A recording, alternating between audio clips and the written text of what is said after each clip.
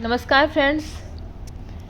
चंद्रमा षोडश कला युक्त है और एक एक चांद्र संवत्सर में एक एक मन कला का विकास होता है। इस प्रकार मन की सर्वात्मकता में 16 वर्ष लग जाते हैं। मनस्विता 16 वर्ष में संपन्न होती है। हमारी प्राचीन विवाह संस्था का आधार भी षोडशी रूप रहा है, जो कि स्त्री के रजोदर्शन का काल था। अब ये काल घटकर 12 से 13 वर्ष रह गया है। स्त्री इस काल में अपनी सौम्यता और मन के वातावरण का विकास करती है। प्रार्थना, उपासना, कामना उसकी चर्या में प्रधान होता है। उसका यह स्वप्न काल भी होता है। उसकी सौम्यता के आधार पर उसके मन में कामना, स्नेह, श्रद्धा, वात्सल्य, प्रेम का विकास होता है।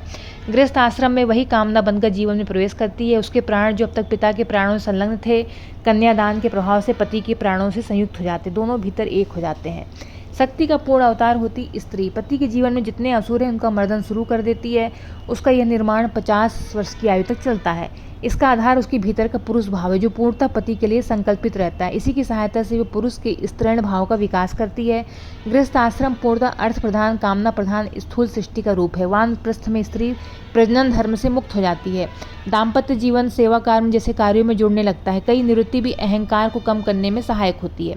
पूरे समय शक्ति अपना कार्य करती रहती है, कभी स्नेह से, कभी श्रद्धा वात्सल्य से उसे जीवात्मा को ईश्वर आत्मा से पुनः मिलाना। इसी के लिए उसका अवतरण होता है। वही पति को सात्विक भाव तक लाती है, भीतर से दृढ़ बनाती है, संकल्पित करने का प्रयास करती है। पुरुष को पाने के लिए मन को स्त्रीण बनाना पड़ता है। और गृहस्थ जीवन के आरंभ में वही शक्ति क्षुधा रूप होकर प्रवेश करती है। अब वह मातृ रूपेण संस्थिता हो जाती है।